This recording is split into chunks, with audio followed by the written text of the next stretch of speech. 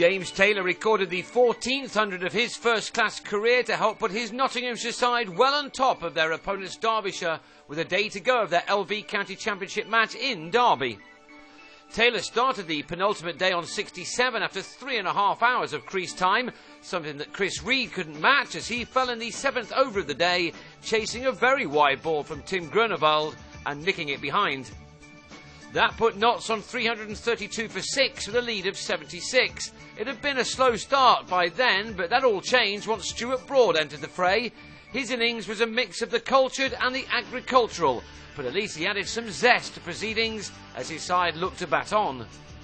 Broad struck 2 sixes, this the first of them, a thumping shot off John Clare, who soon tested him out with another short one, which was put down on the boundary's edge before going over. Indeed, with the bat flying, Broad was dropped 3 times in the space of 5 balls before Groenewald hung on to a steepler to remove Broad for a thrilling 43-ball 41. Andre Adams, who's likely to miss the next 5 weeks of action because of a torn calf muscle, hobbled in and back out again next ball, Wes Durston with the catch. Taylor hardly played a shot in anger in the morning and had to wait until early in the afternoon to post his first boundary of the day, the shot just evading the keeper. He'd been on 80 when Luke Fletcher battened down the hatches at the other end, and that allowed Taylor to reach the slowest ton of his career. It came courtesy of a very rare fault shot, which took him to 3 figures off 265 balls, that being only his 6th boundary. But what a valuable and important innings it was for his team. With the pressure off, he could now open up a bit. In doing that, he perished just at the start of the 7th hour of his epic innings, Dan Redfern taking the catch, and Taylor was gone for 112, having added 52 with Fletcher. The innings was ended next ball as Groenewald trapped Harry Gurney in front for a golden.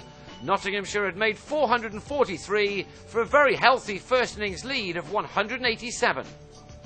That was good news for Broad, who came rampaging in search of early wickets. He didn't get one, but Fletcher did as he started his second over by trapping Billy Godleman in front for 1. And when Durston followed in the same way to Gurney, Derbyshire were possibly facing a 3-day defeat on 24 for 2. But they were fighting hard, and in Wayne Madsen and Shivnarine Chanderpaul, they have 2 players who are perfect for such things. For a while they put the blockers up, but Chanderpaul did take on Gurney, a bowler he took a liking to. He struck him for a number of boundaries as Derbyshire threatened to make life rather difficult for their East Midlands rivals. Chanderpaul has shown throughout his very long career that there is much more to this man than incredible powers of concentration. He also has all the shots, as Gurney was by now discovering. Chanderpaul's second 50 of the match, and the second of many, most probably this year, came at a good rate, made from 70 balls with 8 fours in that 6. How Notts now needed to see the back of the West Indian legend. And they did, perhaps rather fortunately. On 57, Chanderpaul got a good one from Fletcher, which may have touched his trousers rather than the bat on its way through to Reed.